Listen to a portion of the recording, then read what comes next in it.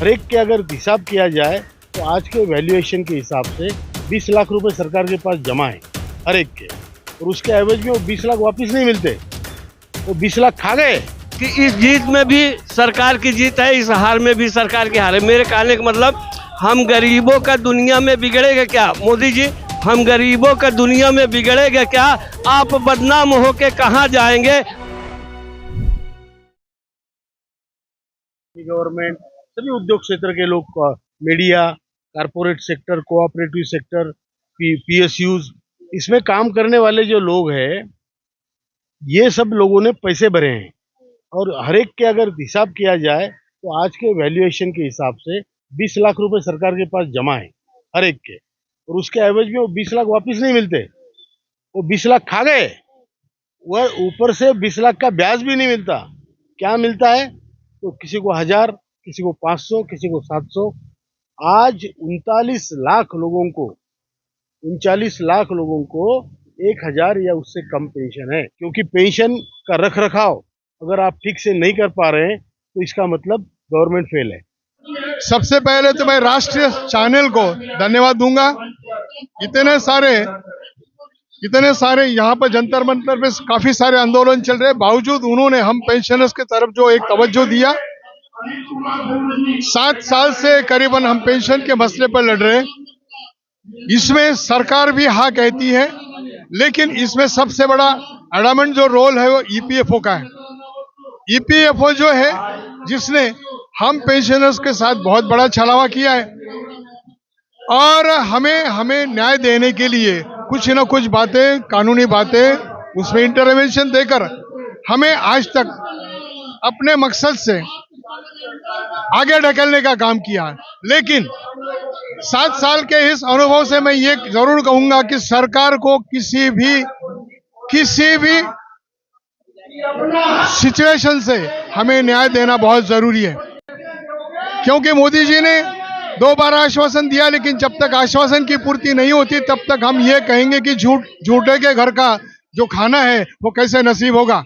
नमस्कार दोस्तों, मैं फूलचंद यादव ईपीएस पे जैसे प्रतिदिन एक नया विश्लेषण लेकर के आता हूं। आप देख सकते हैं कि हमारे सामने जो है श्रृंखला अनशन का एक जो है बैनर लगा हुआ है। हम आज उनके बीच में बैठे हैं जो इस आंदोलन के जो है दारोमदार अपने कंधे पर लेकर के चल रहे हैं, और लड़ाई को आज चौथे दिन जो है कर्मी अनशन के रूप में जो है जारी है। जंतर मंतर, राष्ट्रीय राजधानी दिल्ली के जंतर मंतर पर जारी है।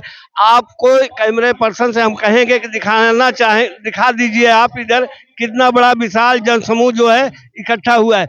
आप तो आए दिन एक विश्लेषण के तौर पर ये देखते रहते हैं कि कितनी बड़ी मात्रा में जो है लोग आक्रोश में आकर के जो है प्रदर्शन का उग्र रूप दे रहे हैं। अब दोस्तों, मैं आपका एक विशेष बात बताऊं कि यह आंदोलन केवल आज का ही नहीं है, आज का ये आंदोलन ये नहीं है, विगत 8 वर्षों से जो है लड़ाई चालू हुई है। आपको मालूम हो, ईपीएस 95 जो है 16 नवंबर 1995 की सरकार ने एक योजना ले आई थी जो आदमी का जीवन सरल और सरस बन सके, जिसके आधार पर उनकी मूलभूत आवश्यकताएं जो भी हैं वो पूरी की जा सके। लेकिन सरकार ने अपने विचारों को कभी क्रियात्मक रूप नहीं दे पाया। न दे पाने की वजह से आज जीवन जो है बड़ा संघर्षमय हो गया है जीवन जीने के लिए। आप ये बताइए, किसी को 1000, किसी को 1500, किसी को 3000 पेंशन दी जा रही है। क्या इससे जीवन का निर्वाह हो सकता है? आपके सामने सवाल होता है कि पत्थर को तराशते तराशते एक पत्थर को पत्थर से भगवान बना दिया गया, लेकिन एक पत्थर चट्टा आज पत्थर चट्टा रह गया। अगर आप पत्थर की मूर्ति में प्राण प्रतिष्ठा कर सकते हैं, तो जो आज जीवित हैं, जिनके आदर्शों पे हम चलते हैं, जिनके पद चिन्हों पे चल करके पढ़ना लिखना बोलना सीखे, आज उनकी प्रतिष्ठा कहाँ है? आज उनके प्राण की रक्षा होने का भी सवाल उठता है। लेकिन ये सरकार कब तक वो करेगा?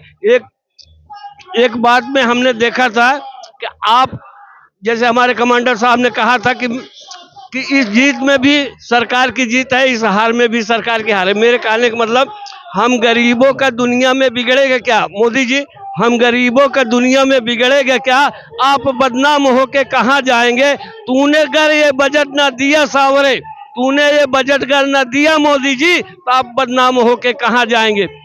घर से निकले हैं सर पर जवान, किसान, मजदूर, इसकी मांग करने के लिए घर से निकले हैं, सर पर कफन बांध के, हाथ खाली यहाँ से न अब घर जाएंगे।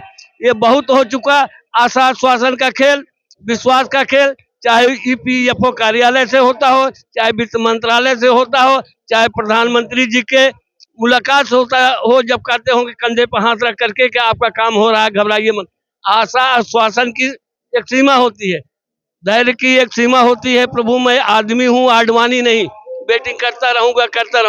इसकी डिमांड करते करते अब तक लगभग 4 लाख लोग जो है इस धरा से जो है जिंदगी को कर दिए।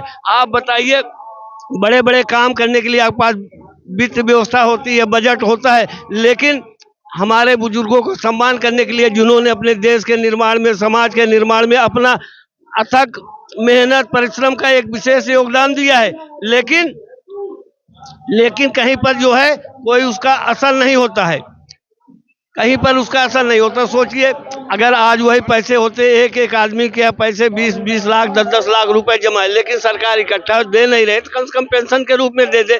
1000 का पेंशन दे करके, जिसमें दवाई नहीं चल सकती है, जिसमें खाने पीने खर्चा नहीं चल सकता है, जिसमें कि एक गरिमा गिरती जा रही